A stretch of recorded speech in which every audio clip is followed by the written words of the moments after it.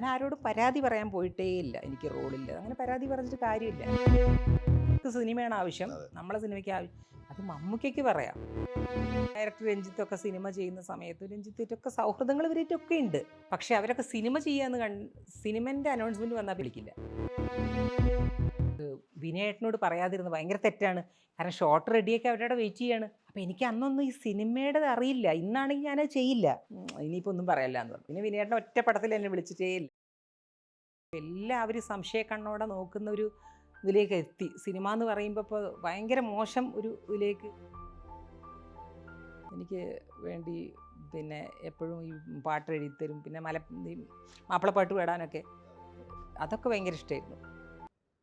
Vitamin ഡിയുടെയും ഈസ്ട്രോജന്റെയും കുറവാണ് മിക്ക ലേഡീസിന്റെയും hair പ്രോബ്ലംസിന് പ്രധാന കാരണം. സ്ത്രീകളുടെ മുടി വളർച്ചയ്ക്കും ശക്തിക്കും അത്യാവശ്യമായ വൈറ്റമിൻ ഡിയാലും ഹെർബൽ ഈസ്ട്രോജനാലും സമ്പുഷ്ടമായ ആദ്യത്തെ hair elixir Amritveni hair elixir for women. സിദ്ദിഖുമായിട്ട് നല്ല സൗഹൃദം ഉണ്ടായിരുന്നു. അപ്പം എന്തെങ്കിലുമൊക്കെ എനിക്ക് എന്ത് വിഷമം വന്നാലൊക്കെ നമുക്ക് വിളിക്കാൻ പറ്റുന്ന ഒരാളായിരുന്നു സിനിമയിൽ. അങ്ങനെ ഒരാളെ നമ്മൾ വിളിക്കുക എന്നുള്ളത് അവിടെ ഒരു ഡയറക്ടറും ഒരു ആർട്ടിസ്റ്റും എന്നുള്ള ബന്ധമല്ലാത്തൊരു സൗഹൃദം ഉണ്ടായിരുന്നു. പെന്നേറ്റാണെങ്കിലും അല്ലിനേറ്റാണെങ്കിലും നമ്മളെ വീട് കിട്ടും ഒക്കെ തന്നെ. പുള്ളി ഞാൻ നല്ല കേട്ടോ, ആര് വിളിച്ചാലും ഫോൺ എടുക്കുകയും സംസാരിക്കുകയും ചെയ്യുന്നൊരു ക്യാരക്ടറായിരുന്നു. അപ്പോൾ നമുക്ക് തോന്നും നമ്മൾ വിളിച്ചിട്ടല്ല, പുള്ളിയുടെ ഒരു സ്വഭാവം അങ്ങനെയാണ്. ആര് വിളിച്ചാലും എടുക്കും. ഒരു സംവിധായകൻ്റെ ഒരു ജാടയൊന്നും ഇല്ലാതെ സംസാരിക്കും. മരണം വല്ലാത്തൊരു ഷോക്കായിരുന്നു. ഭയങ്കരം. നമുക്ക് ഒരിക്കലും ഉൾക്കൊള്ളാൻ പറ്റാത്ത മരണങ്ങളിൽ ഒന്നാണ് സിദ്ദീഖ്, നരേന്ദ്രപ്രസാദ് ഏട്ടൻ ഓക്കെ. നമുക്കത് ഇപ്പോഴും അത് അംഗീകരിക്കാൻ പറ്റുന്നില്ല ആ ഒരു മരണം. ആ നരേന്ദ്രപ്രസാദിന് ചേച്ചി ഒരു അടി കൊടുത്തിട്ടുണ്ട്. ബന്ധുക്കൾ ശത്രുക്കൾ ഇതിനകത്ത് നമ്മുടെ ഇന്നസെന്റ് ഏട്ടൻ തന്നത് തിരിച്ചു കൊടുത്തു. അതെ അതെ അതെ. പോസ്റ്ററിൽ പിന്നെ ആ ഫോട്ടോ വരാത്തതിൽ ഭയങ്കര വിഷമം തോന്നിയെന്ന് പറഞ്ഞു. ആദ്യമായിട്ട് പോസ്റ്ററിൽ വന്ന സിനിമ ഏതായിരുന്നു അറിയാം? എൻ്റെത് പോസ്റ്ററിൽ വന്നത് വളരെ കുറവാണ്. അപ്പൊ അതിന്റെയൊക്കെ വിഷമം ഇപ്പോഴും ഉണ്ടല്ലേ? ഞാൻ പറഞ്ഞ പോസ്റ്ററിൽ വരിക എന്നുള്ളത് പോസ്റ്ററിൽ വരിക എന്നുള്ളതല്ല, നമുക്ക് കിട്ടേണ്ട ഒരു അംഗീകാരം കിട്ടുന്നില്ല. അതെന്തുകൊണ്ട് എന്നുള്ളത് മനസ്സിലാവുന്നില്ല. നമ്മളപ്പോൾ അത്രയും കൂടെ ഇല്ലാത്ത ആൾക്കാരതൊക്കെ വരികയും ഇത് വരാതിരിക്കുകയും ചെയ്യുമ്പോൾ അതെന്താണെന്നുള്ളൊരു ഈ നേരത്തെ പറഞ്ഞ തന്നെയാണ്. സൗഹൃദങ്ങളില്ല, ആരെയും വിളിക്കാറില്ല. ചിലപ്പോൾ ആയിരിക്കും. അതെ, അതിനൊരു മാറ്റം ഇനിയെങ്കിലും വരുത്തിക്കൂടെ? നമ്മളെ രക്തത്തിൽ അങ്ങനെ ആയിപ്പോയി, ഇനിയിപ്പോൾ മാറ്റാൻ പറ്റുമോ? ആലോചിച്ചോണം. പക്ഷെ എന്ന് വെച്ചാൽ എനിക്ക് ഉള്ള സൗഹൃദങ്ങളൊക്കെ എത്ര വർഷം മുമ്പത്തെയാണ് അതേപോലെ നിൽക്കുകയും ചെയ്യും. അല്ലാതെ നമുക്കൊരാവശ്യങ്ങൾക്ക് വേണ്ടി സൗഹൃദം സ്ഥാപിക്കാൻ എനിക്ക് പറ്റില്ല. അഭിനേത്രിയാകണം, അല്ലെങ്കിൽ സിനിമ നാടക നടിയാകണം, അല്ലെങ്കിൽ അഭിനയിക്കണം എന്ന് പറഞ്ഞാൽ അത്രയും ആവേശം പോണ്ട ഒരാളാണ്. ഇപ്പോഴും ആ ആവേശം ഉണ്ടോ? ഇപ്പോഴും അല്ല, എനിക്ക് ഇഷ്ടമൊക്കെ തന്നെ, പക്ഷെ കുറച്ച് മടിച്ചും കൂടിയാണ്. എന്താ കാര്യം? അങ്ങനത്തെ പെട്ടെന്നൊരു സിനിമ നാളെ വരണം എന്നൊക്കെ പറഞ്ഞാൽ എനിക്ക് ഭയങ്കര ബുദ്ധിമുട്ടാണ്. നാളെ പോകാൻ മനസ്സുകൊണ്ട് തയ്യാറെടുക്കണം, നമ്മളവിടെ പോവുകയാണ്, ഇത്ര ദിവസം നിൽക്കണം. അതാ സിനിമയ്ക്ക് പറ്റാത്ത ഒരുപാട് സ്വഭാവങ്ങൾ എനിക്കുണ്ട്. അപ്പോൾ പിന്നെ നമ്മൾ ആരും കുറ്റം പറഞ്ഞിട്ട് കാര്യമില്ല. പക്ഷെ അതുകൊണ്ട് ഒരുപാട് നല്ല വേഷങ്ങൾ മിസ്സാകുന്നുണ്ട്. ആയിരിക്കും അല്ലേ? അറിയില്ല, അങ്ങനെ വിളിച്ചിട്ടാണോ ഇപ്പം എല്ലാവരും പോകുന്നത്? എനിക്കറിയില്ല. അല്ലോ, അങ്ങനെ ഒരു മമ്മൂക്ക പറഞ്ഞിട്ടുള്ളതല്ലേ, സിനിമയ്ക്ക് നമ്മളെ ആവശ്യമില്ല. അത് ശരിയാണ്. സിനിമയ്ക്ക് നമുക്ക് സിനിമയാണ് ആവശ്യം, നമ്മളെ സിനിമയ്ക്ക് അത് മമ്മൂക്കയ്ക്ക് പറയാം. മമ്മൂക്ക വിളിക്കുന്നു, ഞാൻ വിളിക്കുന്നു, വ്യത്യാസമല്ലേ? എന്താ വിളിച്ചാല് വിളിക്കാം, പക്ഷേ വിളിച്ചു കഴിഞ്ഞിട്ടത് അങ്ങനെ ഇതുവരെ ഒരു ചാൻസ് ചോദിച്ചിട്ടില്ല. ഒരിക്കലും ചോദിച്ചിട്ടില്ല, ഒരിക്കൽ പോലും ചോദിക്കാൻ തോന്നിയിട്ടില്ല. ഡയറക്ടർ രഞ്ജിത്തൊക്കെ സിനിമ ചെയ്യുന്ന സമയത്ത് രഞ്ജിത്തിട്ടൊക്കെ സൗഹൃദങ്ങൾ ഇവരായിട്ടൊക്കെ ഉണ്ട്. പക്ഷെ അവരൊക്കെ സിനിമ ചെയ്യാന്ന് സിനിമൻ്റെ അനൗൺസ്മെൻറ്റ് വന്നാൽ പിന്നെ ഞാൻ വിളിക്കില്ല. കാരണം നമ്മൾ വിളിക്കുമ്പോൾ സിനിമയ്ക്ക് വേണ്ടിയിട്ടാണോന്നില്ല തോന്നൽ ഉണ്ടാവുമോ എന്നൊക്കെ എനിക്കിങ്ങനെ തോന്നിക്കോട്ടെ. എന്താ കുഴപ്പം? അത് ഈ ചെറുപ്പം തൊട്ടേ ഞാൻ പറഞ്ഞില്ലേ, ഞാൻ പോയി കേട്ടിൻ്റെ കൂടെ ജീവിച്ചേ. അപ്പോൾ അതിൻ്റെതും ഉണ്ടാവാം. ഒരു കാരണവശാലും തലവനിക്കുന്ന ഒരാളായി. അതെ, അപ്പോൾ അവിടുന്ന് എൻ്റെ തന്നെ അവിടെ നിന്നല്ലേ തുടങ്ങുന്നേ. അപ്പോൾ അതുകൊണ്ടാവാൻ ചിലപ്പോൾ. ചേട്ടൻ എപ്പോഴെങ്കിലും സിനിമ കണ്ടിരുന്നോ? പിന്നീട് എല്ലാം ഭയങ്കര ഇഷ്ടമായിരുന്നു. അതിൽ അഭിമാനത്തോടെയാണ് അദ്ദേഹം. പിന്നെ ഇപ്പം എല്ലാം മരിച്ചുപോയി. എന്ത് പറ്റിയതാ? ഹാർട്ടിന് ചെറിയൊരു പ്രശ്നമായിട്ട്. സഹോദരി നല്ലതായിട്ട് അഭിനയിച്ചു എന്നത് കണ്ടിട്ടാണ് അദ്ദേഹം മരിക്കുന്നത്. പിന്നെ ഭയങ്കര എനിക്ക് വേണ്ടി പിന്നെ എപ്പോഴും ഈ പാട്ട് എഴുതിത്തരും, പിന്നെ ഈ മാപ്പിളപ്പാട്ട് പാടാനൊക്കെ അതൊക്കെ ഭയങ്കര ഇഷ്ടമായിരുന്നു. പിന്നെ ഭയങ്കര ഇഷ്ടമായിരുന്നു, മരിക്കുന്നവരെ പിന്നെ അങ്ങനെ തന്നെയായിരുന്നു. സിനിമയിൽ ഒരുപാട് ഭർത്താവ് കൂടെ വന്നിട്ടുള്ളത് ജനാർദ്ദൻ ചേട്ടനാണെന്ന് തോന്നുന്നു അല്ലേ? കൂടുതലും എനിക്ക് തോന്നുന്നത് ജനാർദ്ദനേട്ടൻ്റെ കൂടെ കോമ്പിനേഷൻ അമ്പിളിച്ചേട്ടനാണ് പിന്നെ അമ്പിളിച്ചേട്ടൻ ഉണ്ടായിട്ടുണ്ട്. അവരുമായിട്ടൊക്കെ സൗഹൃദം മുരളിയേട്ടൻ്റെ കൂടെ ശ്രീനേട്ടൻ്റെ കൂടെ ഒക്കെ അഭിനയിച്ചിട്ടുണ്ട്. പക്ഷേ കൂടുതലും എനിക്ക് തോന്നുന്നത് ജനാർദ്ദനേട്ടൻ്റെ കൂടെയാണ് കൂടുതലും. ജനാർദ്ദനേട്ടനൊക്കെ സൗഹൃദം ഉണ്ട്. ഈ സൗഹൃദം എന്ന് പറയുന്ന ഒരു സാധനം ഇല്ലല്ലേ? സൗഹൃദം ഉണ്ട്. ഞാൻ പറയണത് നിരന്തരം നമ്മൾ വിളിക്കുക, സംസാരിക്കുക. കാരണം എന്താ വെച്ചാൽ അങ്ങനത്തെ ഒരു ഫീൽഡാണല്ലോ. കാരണം നമ്മൾ വിളിക്കുന്ന സമയത്ത് ചിലപ്പോൾ ഷൂട്ടിങ്ങിന് പോയിട്ടുണ്ടാവും. എനിക്ക് തോന്നുന്നത് സിനിമയിൽ അങ്ങനെയാണ് തോന്നുന്നത്. ഇപ്പോഴത്തെ ജനറേഷൻ അവർ കൂട്ടത്തിൽ നല്ല ജീവിച്ചുകൊണ്ടാണ് പോകുന്നത്. അവർ പുറത്തേക്ക് ഇത് പണ്ടൊന്നും അങ്ങനെ ഉണ്ടായിരുന്നില്ലല്ലോ. സിനിമ മൊബൈലൊക്കെ ഇപ്പോൾ കുറച്ച് കാലമല്ലേ ആയിട്ടുള്ളൂ വന്നിട്ട്. അപ്പോൾ അന്നേ നമ്മളെ ശീലം അങ്ങനെ ഇല്ലാത്തത് കൊണ്ട് ജനാർദ്ദനേട്ടൻ വിളിക്കൂട്ടോ ഇടയ്ക്ക്. ഇപ്പം അടുത്തും കൂടെ വിളിച്ചു. സൗഹൃദം ഇല്ല എന്നല്ല പറയുന്നത്, ഭയങ്കരമായിട്ട് നിരന്തരം വിളിക്കുക എന്നുള്ള നമ്മളെ കാര്യങ്ങളെല്ലാം വിളിച്ച് പറയുക എന്നുള്ള അങ്ങനത്തെ ഒരു സൗഹൃദം ഇല്ല. അങ്ങനെ ആരോടെങ്കിലും സംസാരിക്കാറുണ്ടോ? എല്ലാവരായിട്ടും സംസാരിക്കും. അങ്ങനല്ലേ നമ്മുടെ ഈ പേഴ്സണൽ കാര്യങ്ങളൊക്കെ ഇല്ല, ഞാൻ എൻ്റെ കാര്യങ്ങൾ ആരോടും പറയാറില്ല. അങ്ങനെ വീർപ്പ് മുട്ടി ഇരിക്കുകയാണ് അല്ലേ? അങ്ങനെ പ്രശ്നമുണ്ടല്ലോ. എനിക്ക് എൻ്റെ കുട്ടികളുണ്ടല്ലോ, കുട്ടികളോട് പറയും, അവരോട് പറയും, അവരോടെല്ലാം തുറന്നു പറയും. മറ്റൊരു ഇതിൽ നമ്മളെന്തിനാണ് പുറത്ത് പറയുന്നത്? അതെ, അത് വേണ്ട. അല്ല, അങ്ങനെ അതൊരു സൗഹൃദങ്ങളുടെ ഒരു ഭാഗമായിട്ട് ഞാൻ ചോദിച്ചത്. അതെ, സൗഹൃദമായിട്ട് അങ്ങനെ നിൽക്കും. പലരും എന്നോട് പറഞ്ഞിട്ടുണ്ട് അവരുടെ കാര്യങ്ങളൊക്കെ. അല്ല, ഞാൻ അങ്ങോട്ടേക്ക് പറയാം, അങ്ങനത്തെ ഒരു സംഭവങ്ങളില്ല. എനിക്ക് കുട്ടികളോടാണ് ഞാൻ കൂടുതലും സംസാരിക്കുക. എനിക്ക് 2 മക്കളാണ് ഉള്ളത്, ജിത്തിനും നിതിനും. അവരോട് രണ്ടാളോട് ഞാൻ എല്ലാം തുറന്നു പറയും. 2 കുട്ടികളുണ്ടാകുന്നതാണ് അല്ലേ? മൂത്തന ജിതിന് നല്ല മക്കളാണ്. ഇപ്പം മോൻ്റെ കുട്ടി ഇപ്പോൾ ഭയങ്കരമായിട്ട് ഞാൻ നിന്ന പോലെ അവൾ നിൽക്കുന്ന അഭിനയിക്കാൻ വേണ്ടിയിട്ട്. ജിത്തിൻ്റെ രണ്ടാമത്തെ മോള് ദിയ. എൻ്റെ അമ്മോ എൻ്റെ അടുത്ത് പറഞ്ഞിട്ടുണ്ട്, ഉമ്മച്ചി എന്നെ കൊണ്ടുപോകണം, അമ്മയിൽ എന്നെ കൊണ്ടുപോകണം. അതുകൊണ്ട് ഞാൻ പറഞ്ഞു അങ്ങനെയൊന്നും വരാൻ പറ്റില്ല അമ്മയിലേക്ക്. അതെന്താ വരാൻ പറ്റാത്തത്? അപ്പം ഞാൻ പറഞ്ഞു അവിടെ 4-5 സിനിമയൊക്കെ നല്ലത് ചെയ്യണം. എന്നാൽ 4-5 സിനിമ ചെയ്താൽ എന്നെ അമ്മയിൽ കൊണ്ടുപോകും. ഞാൻ പറഞ്ഞു കൊണ്ടുപോകുന്നു. ഇപ്പോൾ അമ്പിളിച്ചേട്ടൻ്റെ കൂടെ ഇപ്പോൾ വരുന്നില്ലേ, അതിൽ അമ്പിളിച്ചേട്ടൻ്റെ മകളായിട്ട് അവളാണ്, കുട്ടീൻ്റെ ചെറുപ്പകാലം അവളാ.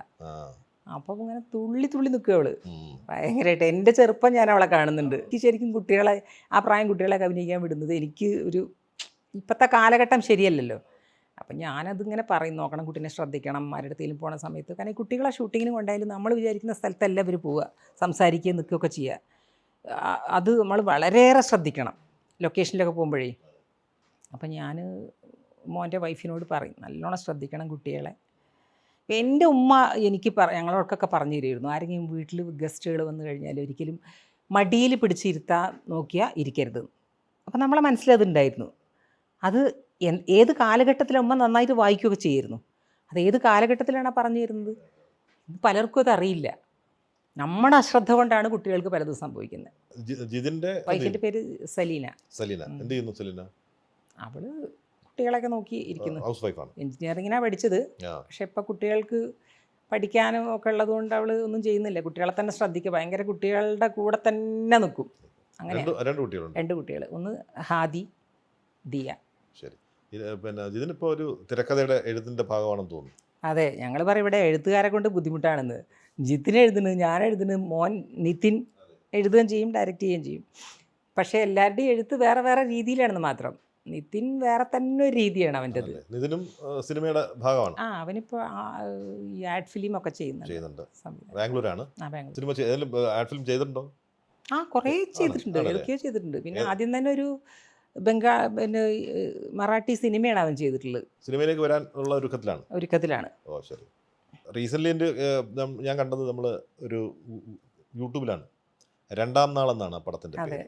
അതിൻ്റെ ടൈറ്റിൽ കാർഡിൽ കഥ, തിരക്കഥ, സംഭാഷണം, സംവിധാനം സീനത്ത് എന്നുള്ളതാണ്. സിനിമ ഞാൻ കണ്ടു. ഇനി അത് കണ്ടതുകൊണ്ട് അഭിപ്രായം പറയാമല്ലോ. അതിൻ്റെ ഒരു പിന്നെ ആ സിനിമയെ സംബന്ധിച്ചോളം ഒരു മഹത്തായ സിനിമയാണെന്ന് ഞാൻ പറഞ്ഞാൽ അതൊരു പൊളിയാണെന്ന് ചേച്ചിക്ക് കൃത്യമായിട്ടാണ്. പക്ഷേ അതിനകത്തുള്ള ഏറ്റവും ഒരു ബ്രില്യൻസ് അതിനകത്തുണ്ട്.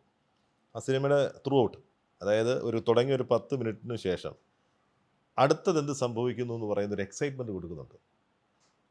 അതിൻ്റെ മുഴുനീളെ ആ പടത്തിൻ്റെ എൻഡിൽ വരെ ആ സീനിൽ അവസാനിക്കുന്നിടം വരെ അത് കൊടുക്കുന്നുണ്ട്. ആ ബ്രില്യൻസിന് ഒരു ഹാറ്റ്സ് ഓഫ്. Thank you. മനസ്സിലായല്ലോ. അത്രയും എക്സ്പീരിയൻസ്ഡ് ആയിട്ടുള്ള ആൾക്കാരുടെ നിന്നൊക്കെ അത് കിട്ടുന്നത് ഭയങ്കര സന്തോഷമല്ലേ. എത്ര വർഷമായി നിങ്ങളൊക്കെ സിനിമാക്കാരെ സിനിമ കാണുന്നു. അപ്പോൾ അത് എനിക്ക് ഭയങ്കര അഭിമാനമാണ്. ഇനി സിനിമ ചെയ്യാം എന്നൊരു കോൺഫിഡൻസ് ഉണ്ടാക്കിയിട്ടുണ്ടല്ലേ? തീർച്ചയായിട്ടും. ശരി, എന്തുകൊണ്ടാണ് അങ്ങനെ? എന്തുകൊണ്ടാ വെച്ചാൽ ഞാൻ ആ സിനിമ ചെയ്യുമ്പോൾ 2ാം നാൾ ചെയ്യുമ്പോൾ അത് ഞാൻ കേട്ടിൻ്റെ കൂടെ ജീവിക്കുന്ന സമയത്ത് അന്നും എനിക്ക് സംവിധാനം എന്നുള്ള മനസ്സിലുണ്ടാവുമായിരിക്കാം. അപ്പോൾ ഒരിക്കൽ ഞാൻ ചോദിച്ചു, സംവിധാനം ചെയ്യാൻ എങ്ങനെയാണ് ചെയ്യാൻ പറ്റുമോ?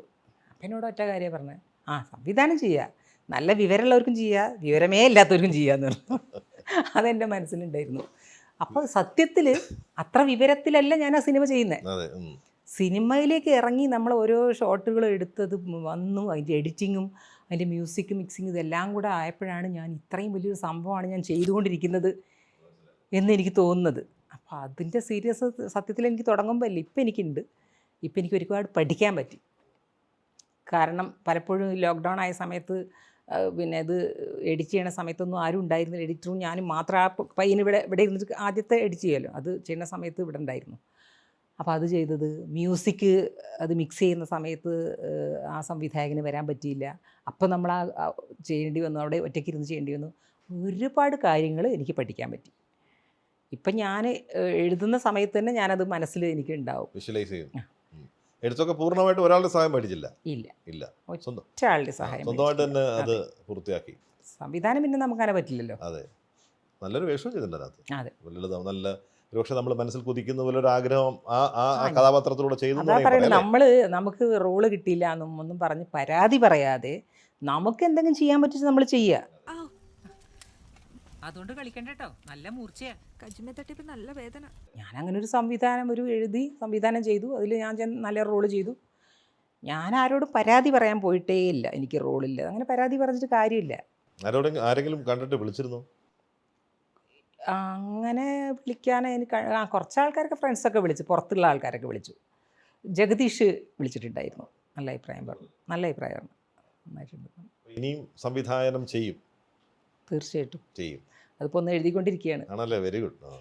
അപ്പം അതിനകത്തും ഇനി പക്ഷേ നമ്മൾ ആർട്ടിസ്റ്റുകളെ തന്നെ വെച്ചിട്ട് ചെയ്യണം എന്നാണ് ആഗ്രഹം.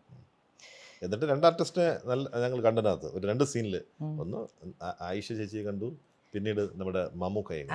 മമ്മൂക്ക അവസാന സിനിമ അതാണോ? അല്ല, അല്ലേ? എപ്പോഴായിരുന്നു ഷൂട്ട്? അത് ലോക്ക്ഡൗൺ ആവണേന് തൊട്ട് മുന്നെയാണ്. ഞങ്ങളെ സിനിമ കഴിഞ്ഞ് ഷൂട്ടിങ് കഴിഞ്ഞ്, അല്ലെങ്കിൽ ഞങ്ങൾ അവിടെ പെട്ടുപോകുമായിരുന്നു. വയനാട്ടിലാണോ? വയനാട്ടിൽ നിലമ്പൂർ തന്നെ. പിന്നെ നമ്മളെ നാടും ഒക്കെ അല്ലേ അങ്ങനെ. മമ്മൂക്കയെ വിളിച്ചപ്പോൾ എന്ത് പറഞ്ഞു? നമുക്ക് ഓടി ഒന്നും ചോദിച്ചില്ല. നമുക്ക് ആ വരില്ലേ എങ്ങനെ ഉണ്ട് എന്ന് പറഞ്ഞത്. പിന്നെ നീ വിളിച്ച ഞാൻ വരില്ലേ എന്ന് പറഞ്ഞാൽ അപ്പം തന്നെ എത്തി. എന്താ റോളെന്ന് പോലും ചോദിച്ചില്ല. അതെ. അപ്പോൾ എൻ്റെ ഒരു ആഗ്രഹമായിരുന്നു. അങ്ങനെ കണ്ടപ്പോൾ പിന്നെ അറിയാലോ, അന്ന് കണ്ട ആളല്ല പിന്നെ മാമുക്ക എവിടെ എത്തി. പിന്നെ ഞാൻ പറയും, ഇതാ ഒരു കാര്യമുണ്ടേ, നിങ്ങൾ എൻ്റെ കൂടെയാണ് ആദ്യമായിട്ട് അഭിനയിച്ചത്. ആയിഷാത്താൻ അഭിനയിപ്പിക്കുക എന്നൊക്കെ പറഞ്ഞാൽ വലിയൊരു ആഗ്രഹമായിരുന്നു. അതെ, ഇതൊരു വലിയ കാര്യമല്ലേ. പിന്നെ തീർച്ചയായിട്ടും ഐഷാത്ത ഭയങ്കരമായിട്ട് എന്നെ കെട്ടിപ്പിടിച്ചിട്ട് സങ്കടം വന്നു. ഐഷാത്താക്ക് കണ്ണെന്നൊക്കെ വെള്ളം വന്നു. എനിക്കിത് ചെയ്യാൻ പറ്റിയില്ല എന്നൊക്കെ ചോദിച്ചു. അതൊരു വലിയ കാര്യമല്ലേ ചെയ്യാൻ. നമ്മൾ എഴുതി സംവിധാനം ചെയ്യുക പറഞ്ഞാൽ അതൊരു ചെറിയ കാര്യമല്ല. റീസെൻ്റ്ലി കേൾക്കുന്ന ഒരു വിഷയം എന്ന് വെച്ചാൽ ഈ ഹേമ കമ്മിറ്റി റിപ്പോർട്ട് വന്നു, പരാതിയായി, അതിന് കേസായി. പക്ഷെ ആരും അത് പരാതി പറഞ്ഞവരാരും അല്ല, മൊഴി കൊടുത്തവരാരും അത് കേസിന് മുന്നോട്ട് പോകുന്നില്ല. അതവിടെ ഇടയ്ക്ക് വെച്ച് നിൽക്കുകയാണ്. അപ്പോൾ ഇത്തരം മോശാനുഭവങ്ങൾ മുമ്പ് ഇതിനെ നമ്മുടെ അഭിനയ ജീവിതത്തിൽ എപ്പോഴെങ്കിലും സംഭവിക്കുകയോ അല്ലെങ്കിൽ അങ്ങനെ ഒരു ഇതുണ്ടാവുകയോ ചെയ്തിട്ടുണ്ടോ? എനിക്കുണ്ടായിട്ടില്ല. എനിക്ക് ഒരിക്കലും ഉണ്ടായിട്ടില്ല അങ്ങനത്തെ ഒരു മോശം അനുഭവം. എനിക്ക് സിനിമയിൽ നിന്ന് ഉണ്ടായിട്ടില്ല. കാരണം നമ്മൾ ഇല്ലാത്തത് പറയാൻ പാടില്ലല്ലോ. കാരണം ചിലപ്പോൾ നമ്മളങ്ങനെ ഒരു ബാക്ക്ഗ്രൗണ്ട്, കേട്ടിൻ്റെയൊക്കെ ബാക്ക്ഗ്രൗണ്ടിൽ നിന്ന് വന്നതായിരിക്കാം. അങ്ങനെ ബാക്ക്ഗ്രൗണ്ട് ഉണ്ടെങ്കിലും വരും. നമ്മൾ നിൽക്കുന്ന രീതി ശരിയല്ലെങ്കിൽ വരാൻ സാധ്യതയുണ്ട്. പക്ഷേ പിന്നെയെന്ന് പറഞ്ഞാൽ ആണും പെണ്ണും എവിടെയുണ്ട് അവിടേക്ക് ഇങ്ങനത്തെ സംഭവങ്ങളുണ്ടാവാം. അത് സിനിമ എന്നോ സീരിയലെന്നോ മറ്റൊന്നിലോ ഒന്നുമല്ല. പുരുഷനും സ്ത്രീ എവിടെ ഉണ്ട് അവിടേക്ക് ഇത് സംഭവിക്കും. നമ്മളെ സൂക്ഷിക്കുക, നമ്മളെ കുട്ടികളെ നമ്മൾ സൂക്ഷിക്കുക. അതിൻ്റെയൊക്കെ കുറവ് കൊണ്ടാണ് സംഭവിച്ചിട്ടുണ്ടായിട്ടുണ്ടാവുക. നമ്മൾക്ക് എനിക്ക് അങ്ങനെ സംഭവിച്ചില്ല വിചാരിച്ച് വേറൊരാൾക്ക് സംഭവിച്ചില്ല എന്ന് എനിക്ക് പറയാൻ പറ്റില്ല. സിനിമയിൽ അതില്ല എന്നൊന്നും പറയാൻ ഞാൻ തയ്യാറല്ല. പക്ഷേ എൻ്റെ അനുഭവത്തിലില്ലാന്നേ എനിക്ക് പറയാൻ പറ്റില്ല. അല്ല, അപ്പോൾ അതാ ഞാൻ ചോദിച്ചത്, അപ്പോൾ അങ്ങനെ പരാതി കൊടുത്തവർ അതിന് പോകേണ്ടതായിരുന്നില്ലേ എന്നുള്ളൊരു ചോദ്യമുണ്ട്. പോകേണ്ടതായിരുന്നോ പരാതിക്കോ? അല്ല, പരാതി കൊടുക്കുന്നത് അവനവൻ്റെ ഇഷ്ടമല്ലേ.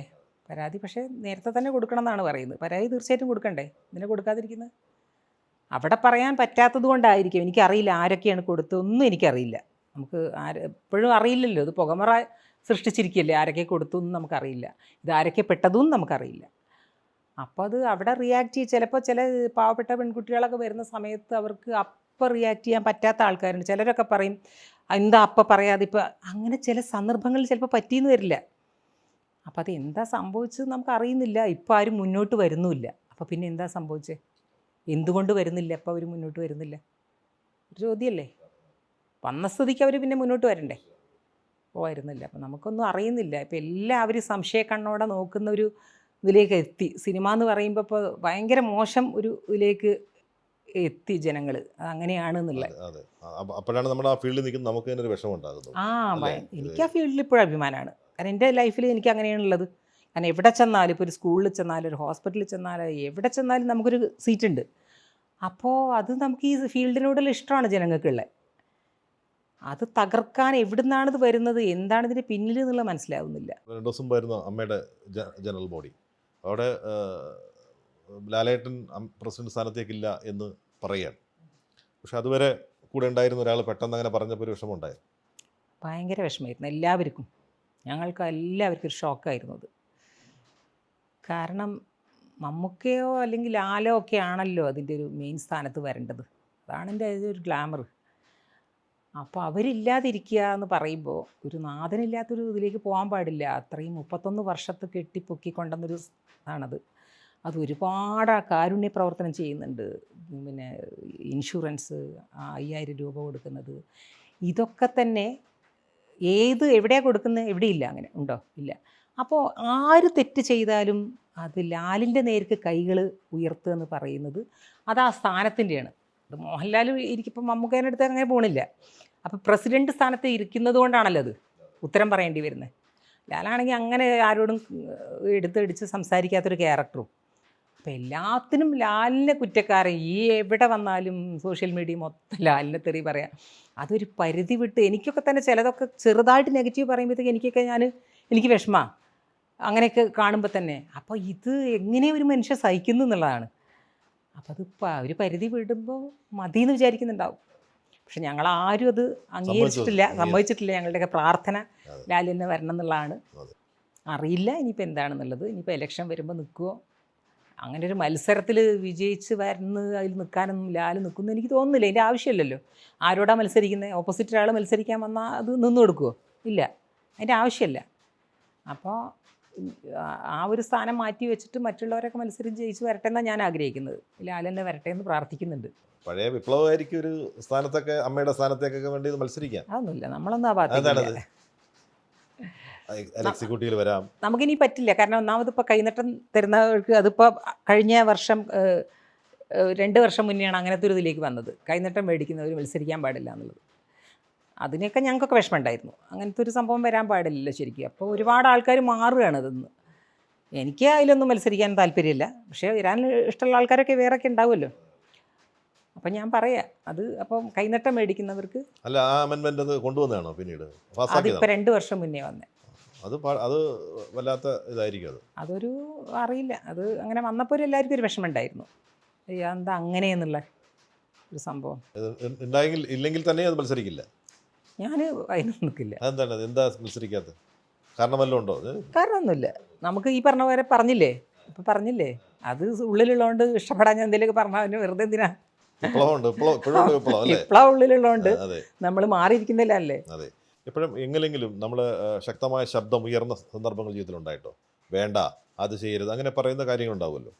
അതൊക്കെ എനിക്ക് ഇഷ്ടപ്പെടാത്ത കണ്ടാ ഞാൻ പറയും. എന്താണ് അതിനൊരു സന്ദർഭം പെട്ടെന്ന് പറയുന്നത്? അങ്ങനെ പറയാൻ പറ്റുന്ന, എനിക്ക് അങ്ങനെ എടുത്ത് പറയാൻ പറ്റുന്നതില്ല. എപ്പോഴായാലും എനിക്ക് പ്രതികരിക്കാൻ തോന്നി ഞാൻ പ്രതികരിക്കും. അല്ല, ഞാൻ ചോദിക്കുന്നത് അങ്ങനെ എന്തെങ്കിലും പ്രത്യേകമായിട്ട് എടുത്ത് പറയാൻ പറ്റുന്നില്ലെങ്കിലും പ്രതികരിച്ച പല സന്ദർഭങ്ങളും ഉണ്ടായിട്ടുണ്ട്. അല്ല, ഒരു സന്ദർഭത്തെ കുറിച്ചാണ് ഞാൻ ചോദിക്കുന്നത്. അത് എനിക്ക് മോശമായിട്ടും വന്നിട്ടുണ്ട്. കാരണം ഞങ്ങൾ ഒരിക്കൽ വിനയേട്ടൻ്റെ ഒരു സിനിമ ചെയ്യുന്ന സമയത്ത്, അപ്പം ഞാൻ